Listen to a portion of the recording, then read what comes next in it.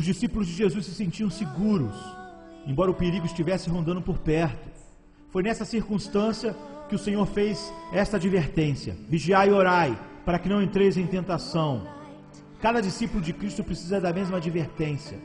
Esta advertência contém 3 lições básicas que cada cristão precisa aprender realmente bem. Primeiro, cada cristão precisa estar constantemente alerta para a tentação. Segundo, cair em tentação é experimentar a tentação na sua forma mais poderosa e perigosa.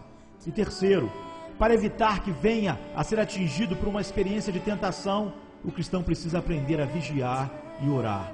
Antes de estarmos prontos para qualquer uma dessas lições, precisamos examinar o ensino bíblico sobre a tentação.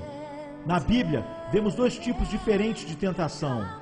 Há um modo bom de tentação que Deus usa, há um mal que Satanás utiliza. A tentação é como um cutelo. Ele tanto pode ser usado para um propósito bom como para um propósito mau. Pode ser usado para cortar a carne que o homem come ou para cortar a garganta dele. Então, em primeiro lugar, qual é o bom tipo de tentação que Deus usa? Às vezes, a Bíblia usa a palavra tentação para significar teste ou provação. Abraão foi testado por Deus, e de um modo ou de outro, todos os cristãos estão sujeitos a provações ou testes. Há 2 pontos importantes a serem observados em relação a essas provações. Qual é o propósito de Deus ao enviar as provações? Em primeiro lugar, as provações ajudam o cristão a conhecer a sua saúde espiritual. Às vezes, a experiência de uma provação revelará ao cristão virtudes espirituais que Deus está produzindo na sua vida. A provação de Abraão mostrou como a sua fé era forte. Frequentemente, a provação mostrará aos cristãos certos males no seu coração, dos quais ele antes não tinha tomado consciência. Deus provou Ezequias e lhe revelou o orgulho do seu coração. Ocasionalmente, os cristãos precisam ser encorajados por verem graças espirituais operando em suas vidas. Em outras ocasiões, cristãos precisam ser humilhados, tomando consciência de males ocultos nos seus corações. Deus cuida dessas 2 necessidades por meio da utilização de provações adequadas.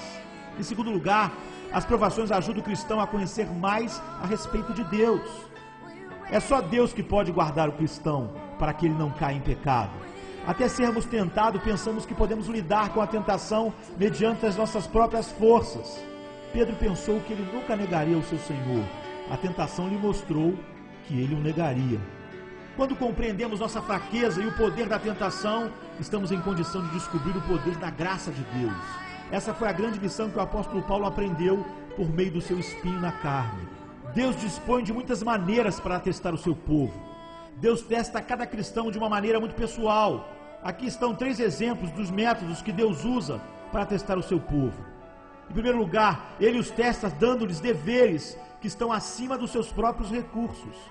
O apóstolo Paulo se refere a tais testes quando escreve: a tribulação foi acima das nossas forças. Este foi o teste que o Senhor usou para ensinar a Paulo a que não confiemos em nós, e sim no Deus que ressuscita os mortos. Os cristãos não devem ficar surpresos ou desanimados se Deus lhes dá uma tarefa que parece estar além das suas capacidades. Desta maneira, Deus testa os cristãos para lhes mostrar se sua fé no poder de Deus é forte ou fraca. Em segundo lugar, Ele testa os cristãos permitindo que sofram por sua fé. Às vezes, o sofrimento é muito severo, chegando mesmo até a morte. Tal sofrimento é uma provação que a maior parte dos cristãos teme. Muitos deles, porém, têm encontrado forças inesperadas que lhes têm sido concedidas para suportarem torturas, ou até mesmo a própria morte por amor a Cristo. Todos os cristãos são chamados para sofrer de uma maneira ou de outra. O apóstolo Pedro denomina tais sofrimentos de prova da vossa fé. Em terceiro lugar, ele testa os cristãos, permitindo que se defrontem com falsos mestres ou com falso ensino.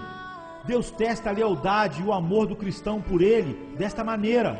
Deuteronômio 13:1 nos dá um bom exemplo desse tipo de provação. Esses são 3 exemplos da variedade de métodos que Deus emprega para testar o seu povo. Esse tipo de provação que Deus usa tem sempre em vista o bem do seu povo.